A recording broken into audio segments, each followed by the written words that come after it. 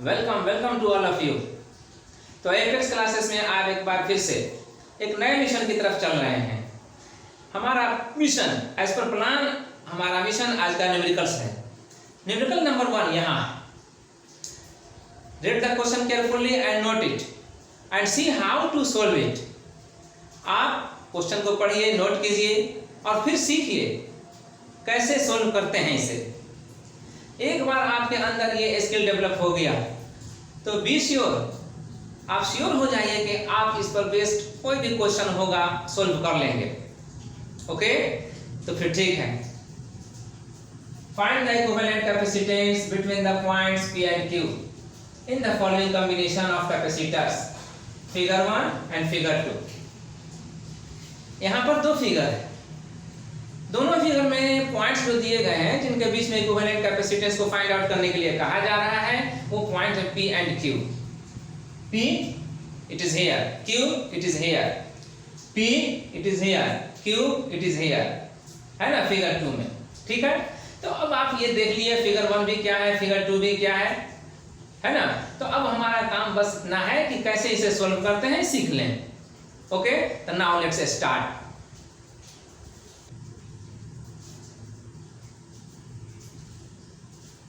Yes,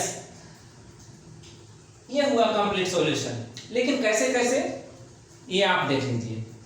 जो figure में हमें इक्विवेलेंट कैपेसिटेंस निकालना था, हमने जो फिगर लिया उस फिगर में पॉइंट P और Q के बीच में कौन कौन से कैपेसिटर्स आए हैं, किस तरफ से आए हैं, उसको आइडेंटिफाई किया। देख लीजिए, पहला P और Q के बीच में एक रास्ता इधर है जो एक कैपेसिटर को लिया जा रहा है और यहाँ पर से दूसरे कैपेसिटर को ला रहा है Q तक। तो ये पहला रास्ता है, फर्स्ट रूट। और दूसरा है डायरेक्ट यहाँ से यहाँ तक पहुँचने का, सेकेंड रूट। तो इस रूट में आपके पास दो कैपेसिटर हैं और दोनों यहाँ पर ज्वाइंट हो रहे हैं, मतलब सीरीज में है। यस, तो सीरीज में है तो हमने इस फिगर को कन्वर्ट कर दिया इसमें। जंक्शन पॉइंट जो था यहाँ से यहाँ पर मैंने नोट किया है, आप देख सकते हैं ये जंक्शन पॉइंट है। ठीक है, अब उसके बाद यहां से यहां दूसरा ही ब्रांच हो गया, तो पहला ब्रांच ये हो गया, दूसरा ब्रांच ये हो गया, है ना।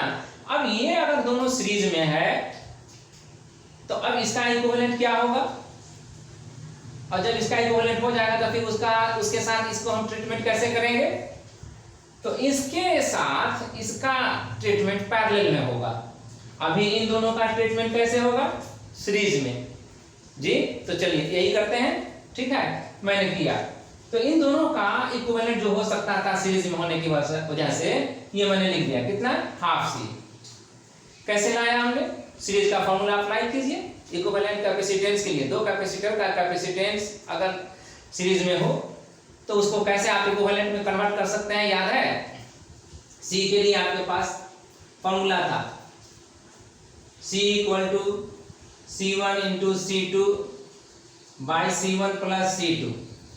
ठीक है, यहां पर दोनों के लिए C है, C1 भी C है और C2 भी C है। तो जो इक्विवेलेंट कैपेसिटेंस होगा उसके लिए हमने C डैश मान लिया। चलिए C डैश ले लिया। तो अब ये हो गया, कितना वैल्यू हो जाएगा इसका वैल्यू निकालने के लिए ये C और C में कन्वर्ट कर लीजिए, ये भी C और C में कन्वर्ट हो जाएगा। ठीक है, तो अब ये कितना होगा, C times C by 2C। ठीक है, अब ये C और C कैंसिल हो गया, तो कैंसिल होने के बाद कितना बचा, हाफ C। ये हाफ C ही यहाँ आ गया। ठीक है, चलिए तो अब यहाँ से यहाँ निकल गया ये।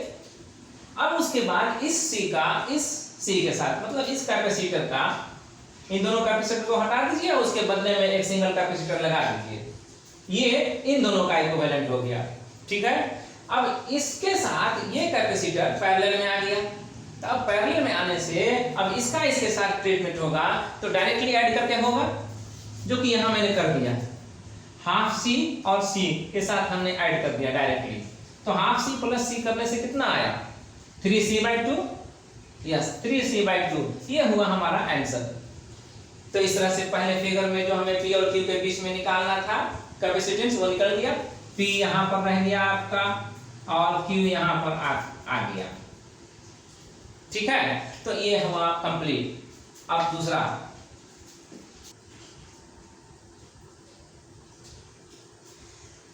अब आइए दूसरे फिगर पर। क्या हम इसे भी आइडेंटिफाई कर सकते हैं कि कौन कौन सीरीज में है और कौन कौन पैरेलल में है? यस, हम यहीं से अटेम्प्ट करते हैं।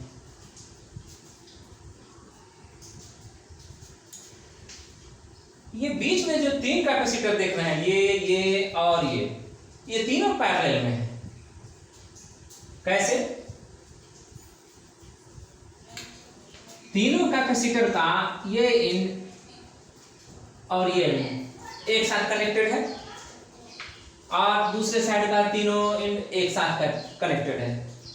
ठीक है, तो जंक्शन पॉइंट आपको यहां पर फिक्स करने में प्रॉब्लम हो सकता है। आइए उस प्रॉब्लम को हम यहां पर रिन्यू करके, रीड्राइंग करके दूर करते हैं।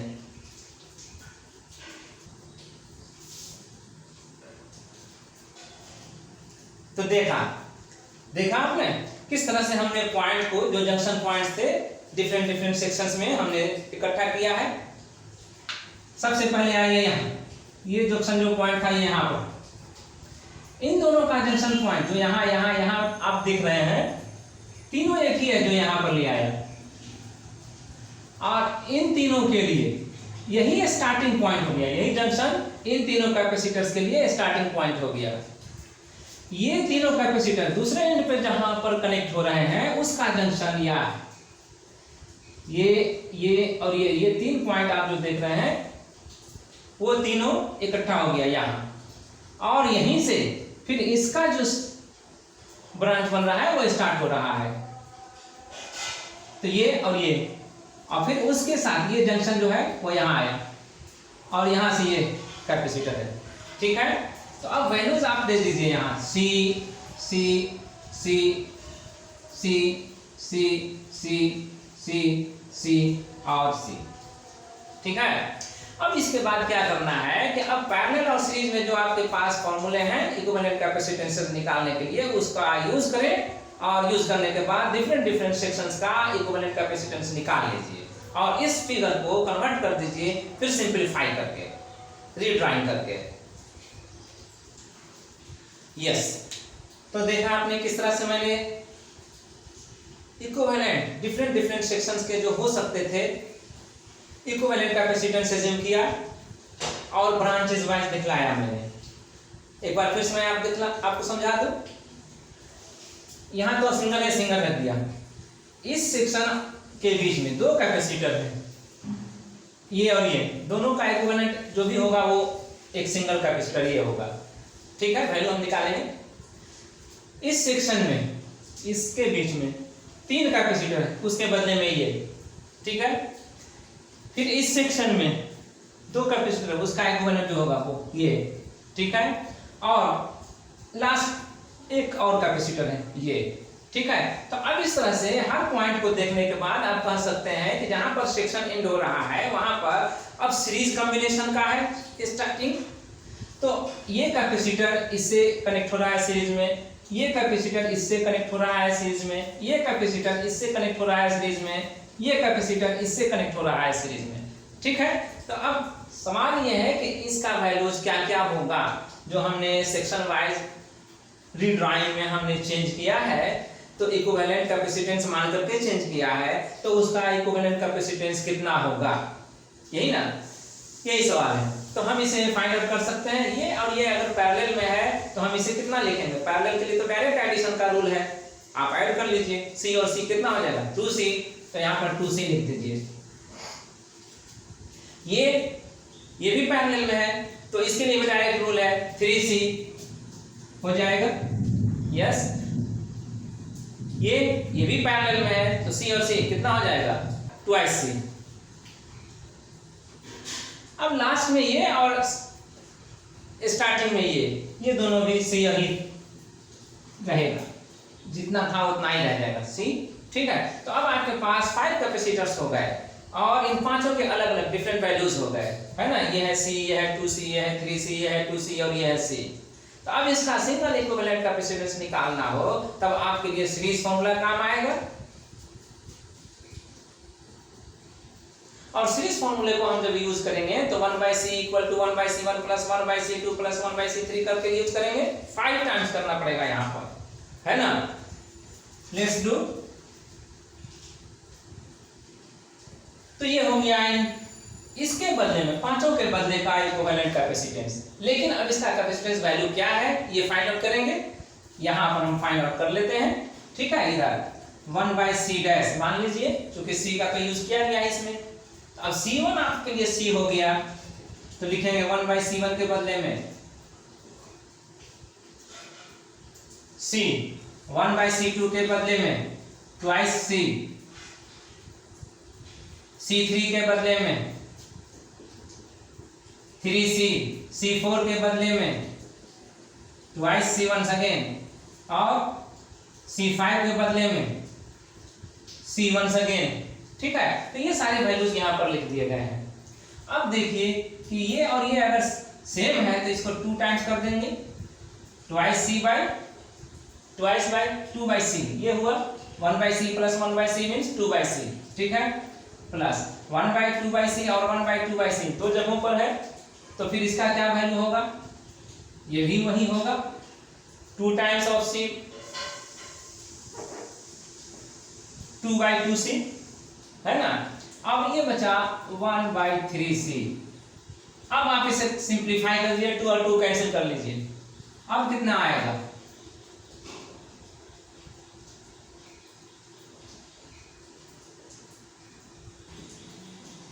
तो 3/c ये हो गया और 1/3c ये हो गया, है ना। अब इसके बाद क्या करेंगे, एलसीएम ले लें। यस, 3c एलसीएम हो जाएगा, तो अब c तो कैंसिल हो जाएगा डिवाइड करने में, लेकिन 3 बच जाएगा, 3 3 9 ये आया। और 3c से 3c डिवाइड करेंगे तो 1 टाइम्स में, और 1 को 1 से मल्टीप्लाई करेंगे तो 1, ठीक है। अब कितना आएगा, ये तो हुआ 1/c डैश का वैल्यू 10/3c, 9 + 1 10, 10/3c, तो ये हुआ 1/c डैश का जो यहाँ था, ठीक है। अब इसके बाद आप c डैश को रेसिप्रोकल करेंगे तो क्या आएगा, c डैश को रेसिप्रोकल करेंगे तो ये भी रेसिप्रोकल हो जाएगा। तो अब इसलिए c डैश इक्वल टू क्या आएगा, 3c/10, 3c/10, और यही वैल्यू यहाँ लिख देते हैं। यस, 3c/10 आया। तो इस तरह से आप अगर आइडेंटिफाई कर लेते हैं कि where is series combination and where is parallel combination, तो आप सिंप्लीफाई कर लेंगे, चाहे प्रॉब्लम जैसा भी हो। यस, तो मैं एक सेकंड मेथड यहाँ पर इंट्रोड्यूस कर रहा हूँ। अगर वो सेकंड मेथड आप समझ लें तो ये भी आपके लिए कारगर होगा। नहीं, कैसे, वो सेकंड मेथड क्या है, चलिए लेट्स स्टार्ट।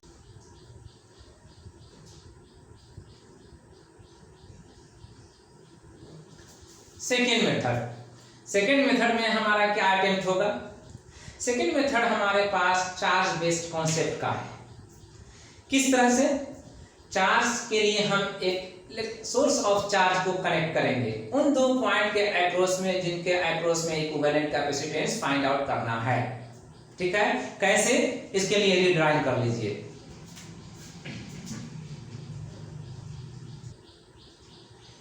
जी, ये रहा रीड्राइंग फिगर नंबर 1 का। P और Q पॉइंट के बीच में ये सोर्स ऑफ चार्ज कनेक्ट कर दिया गया, सेल है, सोर्स ऑफ चार्ज हमारा सेल है। पॉजिटिव टर्मिनल ये हुआ, नेगेटिव टर्मिनल ये हुआ। तो पॉजिटिव टर्मिनल से पॉजिटिव चार्ज यहाँ P पर पहुंचेगा और नेगेटिव टर्मिनल से नेगेटिव चार्ज Q पर पहुंचेगा। जो चार्ज पॉजिटिव यहाँ पर P पर पहुंचेगा उसका यहाँ से डिस्ट्रीब्यूशन होगा। किस तरफ, एक उस पाथ के अलोंग, उस ब्रांच के अलोंग जो ऊपर से आप देख रहे हैं, और दूसरा उस पाथ या उस ब्रांच के अलोंग जो आप डायरेक्ट P to Q में देख रहे हैं। तो पहला जो ब्रांच आप देख रहे हैं, जो उसमें आप एक थर्ड पॉइंट का नेम रख लीजिए M। तो PMQ एक ब्रांच आपका हो गया, उस ब्रांच में चार्ज का डिस्ट्रीब्यूशन होगा। और दूसरा जो पार्ट बचेगा चार्ज का डिस्ट्रीब्यूट होने के बाद, उसमें दूसरा पार्ट जो बचेगा वो सीधे इस ब्रांच में आ जाएगा, जो अकेला कैपेसिटर रखने वाला है। तो पहला जो ब्रांच है उसमें 2 कैपेसिटर और जो दूसरा ब्रांच है उसमें 1 कैपेसिटर है ना। तो इसमें चार्ज का डिस्ट्रीब्यूशन इस तरह से होगा। कितना चार्ज जाएगा, ये हमारा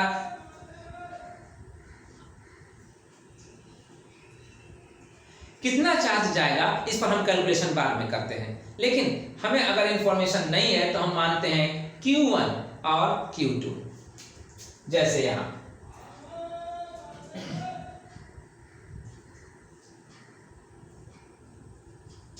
Q1 और Q2 यहां मान लिया, ठीक है।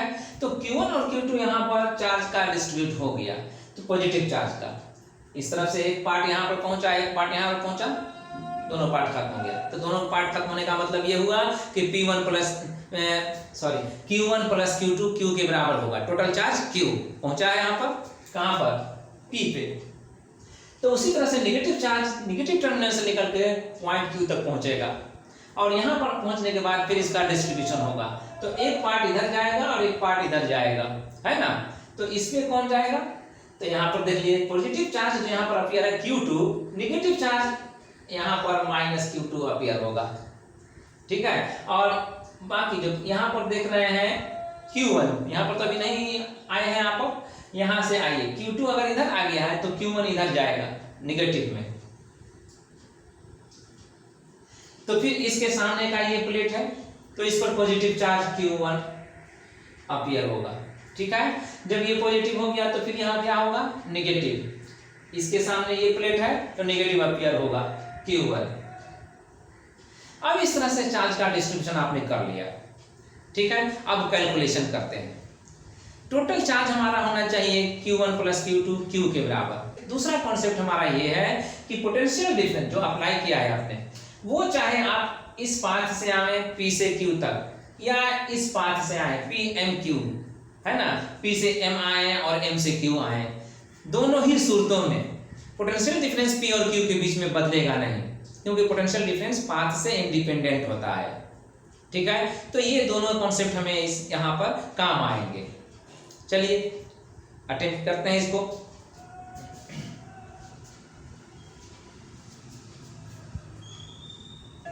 यस यस, ये Q2 आ गया ट्वाइस Q1 के बराबर। क्या सिंप्लीफाई किया मैंने, आप देख रहे हैं यहाँ Q1 plus Q2 equal to होना चाहिए Q, ये तो मैंने इक्वेशन बना करके छोड़ दिया है, ठीक है।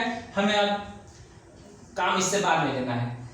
Q1 बाई C, जो हम इस कैपेसिटर की बात करें तो Q1 बाई C इस चार्ज में अगर इस कैपेसिटेंस C से डिवाइड करें तो इस P और M के बीच का पोटेंशियल डिफरेंस निकलेगा। मान लिया हमने V1, अगर इसी Q1 में हम इस C से डिवाइड करें तो M और Q के बीच का पोटेंशियल डिफरेंस मिलेगा, है ना, ठीक है। क्योंकि सेम है Q1 बाई C, वो भी ये भी था और Q1 बाई C ये भी है, तो उसको अगर V1 माना तो इसको भी V1 माने, ठीक। तो अब P से Q के बीच में एक सिंगल कैपेसिटर यहाँ C है, तो इसके जरिए भी अगर हम कैपेसिटेंस को यूज कैपेसिटेंस से इस चार्ज में डिवाइड करें Q2 बाई C करें तो इसके अक्रॉस का PD निकल जाएगा। तो हमने लिखा Q2 by C equal to V, ठीक है। तो अब हमारा यहां से यहां आना और यहां से आना, दो PD बन रहा है, दोनों का सम करेंगे तो यहां से यहां जो बन रहा है PD उसके बराबर होना चाहिए। तो V1 plus V1 equal to V होना चाहिए, ठीक है। हमने लिख दिया Q1 by C plus Q1 by C equal to Q2 by C।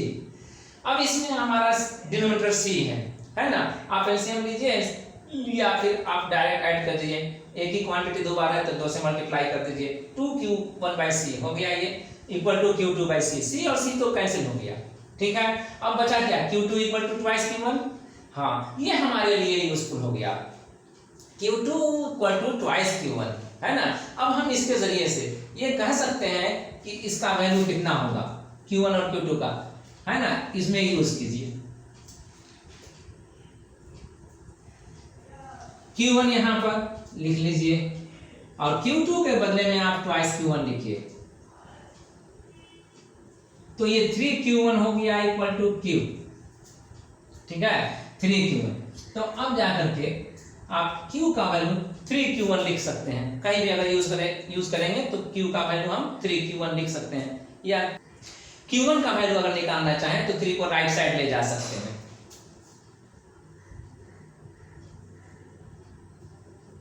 अगर Q1 का वैल्यू होंगे तो Q का 1/3 होगा, है ना। Q1 का वैल्यू निकल गया, तो Q2 का वैल्यू क्या होगा? Q2 का वैल्यू तो ट्वाइस Q1 है, तो Q2 का वैल्यू 2 टाइम्स 2/3 हो जाएगा, है ना।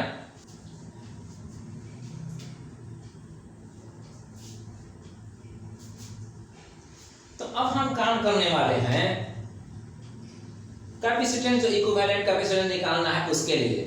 अब हमारा ये जो कॉम्बिनेशन में इतने सारे कैपेसिटर्स हैं, हम इन सबको हटा करके एक सिंगल कैपेसिटर देने वाले हैं, C डैश। उसका कैपेसिटेंस क्या होगा? C dash, different from the capacitor used.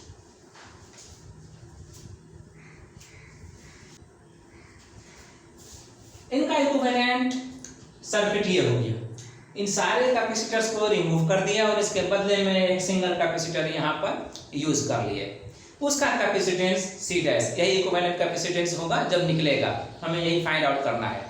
Total charge जो ये सप्लाई कर रहा था P पर Q, अब वो टोटल चार्ज यहाँ पर आएगा, इस सिंगल कैपेसिटर के इस प्लेट पे आएगा, पॉजिटिव इधर और नेगेटिव इधर, ठीक है। अब इसके जरिए हम आगे की कार्रवाई करते हैं।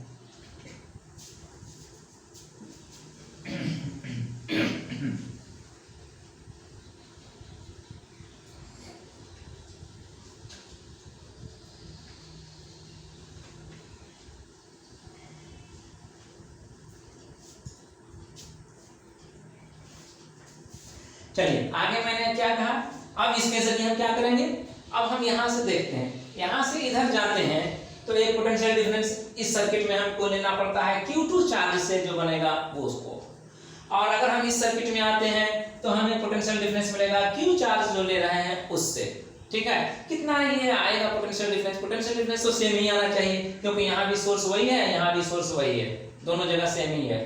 तो हमने कहा था कि potential difference between the two points remains the same what ever with the path, है ना। चाहे जो भी पाथ हो, लेकिन दो पॉइंट्स के बीच का पोटेंशियल डिफरेंस सेम रहता है।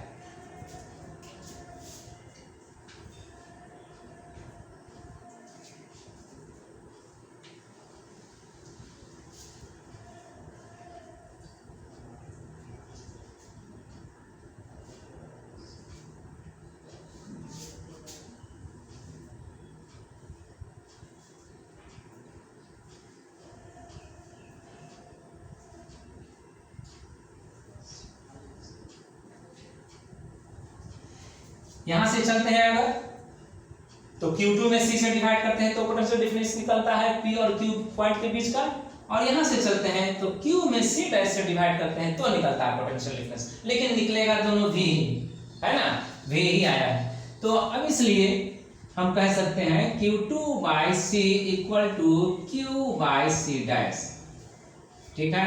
अब यहाँ Q2 है और यहाँ Q है, Q2 को हम क्या लिख सकते हैं, हमने देखा था Q2 को ट्वाइस Q1 के बराबर में, ट्वाइस Q1, और Q1 क्या था? Q का 1/3, Q का 1/3। अब हम Q2 का वैल्यू रिप्लेस करेंगे Q के टर्म में, या Q का वैल्यू रिप्लेस करेंगे Q2 के टर्म में, ठीक है। किस तरह से?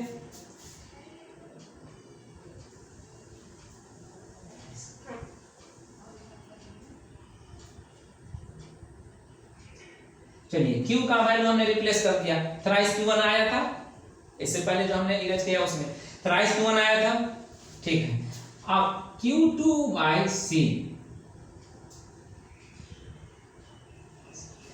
Q1 को फिर हम रिप्लेस करें या Q2 को रिप्लेस करें, दोनों में से किसी को तो रिप्लेस करना पड़ेगा। अब यहाँ Q1 और Q2 दोनों आ गया, है ना।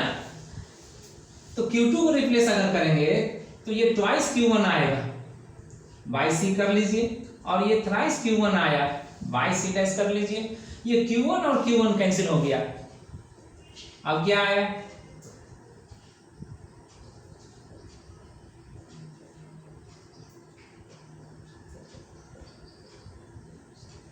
क्या यही आंसर था जो हमने फर्स्ट मेथड में लाया था? यस, यही था। तो यही था, तो ये आंसर हो गया। अब आइए दूसरे फिगर में। दूसरे फिगर में देखते हैं कि उसमें हम कैसे इस कॉन्सेप्ट को अप्लाई कर सकते हैं। ठीक है, दूसरे फिगर को सेकंड मेथड से सोल्व करने के लिए फिर यहाँ पर रीड्राइंग करें और वैसे ही पी और क्यू के बीच में एक सोर्स ऑफ चार्ज को कनेक्ट करें, जैसे मैंने पहले फिगर के लिए किया था। आपने भी ड्रा किया है, वैसे ही आप इसके लिए भी करें।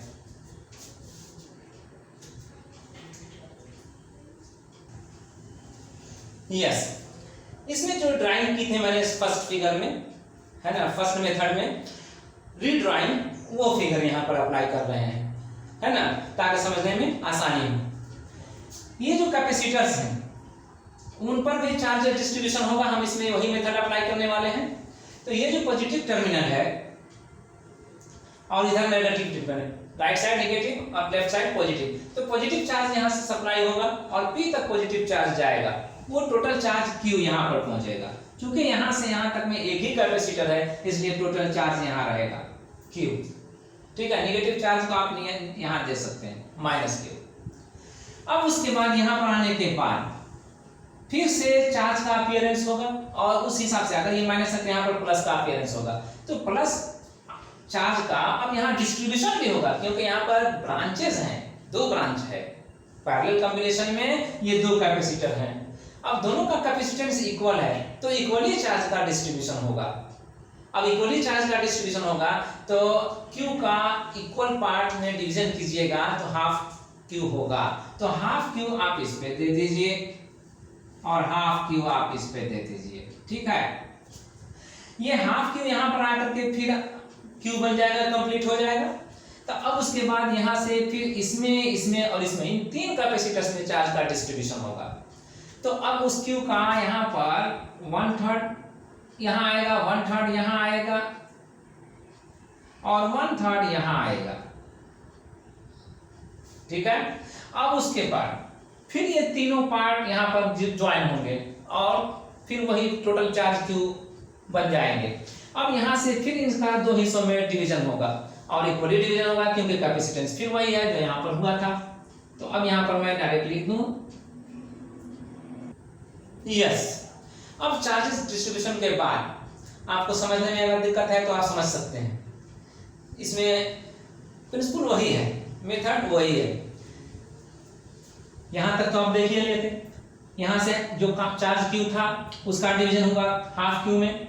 ठीक है, अब फिर यहाँ पर आके वो कंबाइन कर दिया, हाफ Q यहाँ, हाफ Q यहाँ आके इस साइड में तो दोनों ज्वाइंट हो गया, इसलिए यहाँ पर कंबाइन हो गया, टोटल चार्ज Q, वो टोटल चार्ज Q अब यहाँ पर आ गया। अब तो सिंगल कैपेसिटर है, वो टोटल यहीं पर रहेगा। नेगेटिव चार्ज जो यहाँ से आया था वो यहाँ पर अपीयर हो गया, बैलेंस हो गया। ठीक है, तो अब आप कोई एक पाथ चुन लीजिए, है ना। आप पोटेंशियल डिफरेंस वाला केस लेंगे, एक पाथ यहाँ के लिए, तो एक पोटेंशियल डिफरेंस यहाँ से यहाँ तक का बनेगा, तो दूसरा पोटेंशियल डिफरेंस हम इसके अक्रॉस में ले रहे हैं, तीसरा पोटेंशियल डिफरेंस हम इसके अक्रॉस में ले रहे हैं, चौथा पोटेंशियल डिफरेंस हम इसके अक्रॉस में ले रहे हैं और पांचवा इसके अक्रॉस में लेंगे। तो 5 डिवीजन हुए ना, 5 पोटेंशियल डिफरेंस बनेगा। 5 पोटेंशियल डिफरेंस का सम वही आना चाहिए जो यहाँ अप्लाइड है, पोटेंशियल डिफरेंस यस वही होगा। तो अब अप्लाइड होने के बाद ठीक है, अब हमें करना क्या था, हमें P और Q के बीच में इक्विवेलेंट कैपेसिटेंस निकालना था। तो हमारा टारगेट ये है कि सबको हम रिमूव कर दें और उसके बदले में एक सिंगल कैपेसिटर ले लें, तो वो भी यहाँ पर कर ही लीजिए।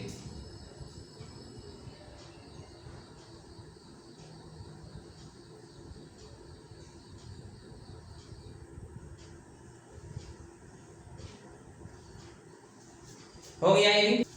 चलिए, तो अब 5 पार्ट्स जो डिवीजन हो रहे हैं पोटेंशियल डिफरेंस के, उनको आप ऐड कीजिए। इसके अक्रॉस में कितना पोटेंशियल डिफरेंस बनेगा, पहला डिवीजन Q में C से डिवाइड करने पर बनेगा, यहां पर हाफ Q में C से डिवाइड करने पर बनेगा, यहां पे Q थर्ड पार्ट 1/3 Q है, ठीक है, उसमें C से डिवाइड करने पे मिलेगा, फिर इसमें हाफ Q में C से डिवाइड करने पे मिलेगा, है ना, और इसमें फिर Q में C से डिवाइड करने पे मिलेगा।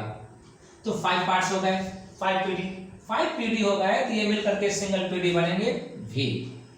ठीक है, और अब यही भी इस सर्किट में आइए जहां पर आपने एक सिंगल कैपेसिटर को यूज किया है, लेकिन वो कैपेसिटर इसका कैपेसिटेंस जो है हर एक का वो नहीं है, क्योंकि आप सबको हटा करके एक अकेला कैपेसिटर रख रहे हैं, तो ये समथिंग एल्स होगा।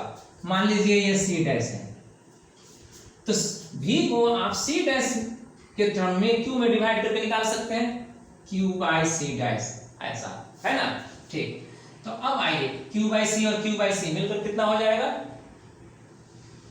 Twice Q by C, Q by double C, Q by twice C, है ना। यहां पर ये हो जाएगा,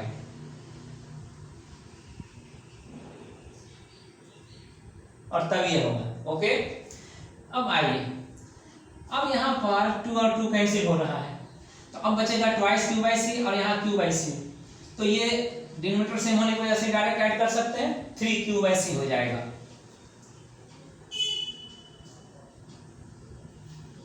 और ये है Q bye 3C,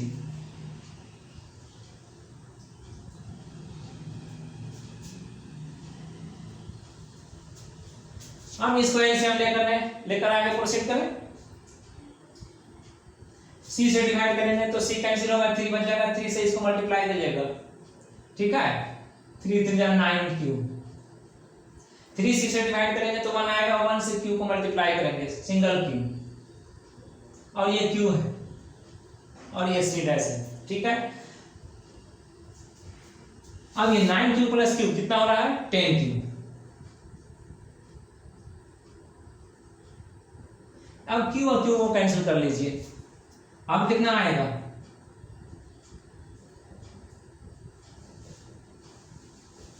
ten by 3C equal to 1 by C dash, ये आया। तो अब इसे रेसिप्रोकल कीजिएगा और लेफ्ट साइड लिख लीजिए, तो इसको भी रेसिप्रोकल कीजिए लेकिन राइट साइड लिख लीजिए, 3C बाई 10, यस। तो अब उन सब कैपेसिटेंसेस के टर्म में, C के टर्म में 3/10 हुआ किसका कैपेसिटेंस, इस सिंगल कैपेसिटर का कैपेसिटेंस जो हमें फाइंड आउट करना था इक्विवेलेंट के नाम पर। इक्विवेलेंट कैपेसिटेंस ये हो गया सेकंड फिगर में, इसी आंसर इसी को कर लेंगे। तो इस आंसर के साथ ये क्वेश्चन नंबर 1 कंप्लीट हुआ दोनों मेथड से। अब आपके पास चॉइस रहेगा किस मेथड को आप यूज करने से दिए हुए प्रॉब्लम को बहुत ही शॉर्ट टाइम में सॉल्व कर लेते हैं, है ना। आपके पास ये चॉइस रहेगा।